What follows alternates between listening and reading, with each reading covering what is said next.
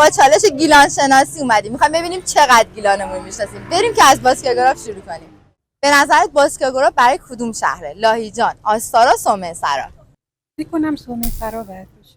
فکر کنم از لاهیجانه چون تا حالا نرفتم. احمد سرگرا برای کدوم منطقه میشه؟ آستارا، سومنسرا، شفت؟ فکر میکنم فومن باشه. واسه سومنسرا. سومنسرا. سومنسرا. فومن.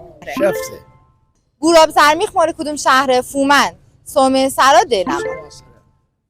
سومنسرا. درود بر شما. حالا به من بگید که کلاچای مال کدوم شهره؟ لاهیجان، رودسر، لنگرود؟ لنگرود. کلاچای مال رودسر نزدیک. درود بر شما. حالا به من بگین زیابر برای کدوم شهره؟ فومن، رشت، سومنسرا؟ سومنسرا. احسن بر شما. حالا یه سوال سخت‌تر. تراسکو برای کدوم شهره؟ فومن، رشت، سومنسرا؟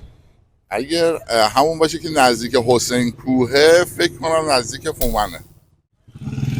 فکر میکنم رشت. حالا به من بگو اصالم مال کجاست؟ رشت، شفت، تالش؟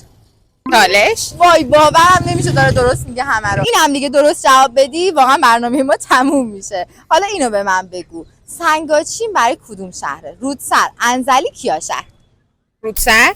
به نظر شما سنگاچین توی کدوم شهره؟ توی کامنت ها بهم بگید.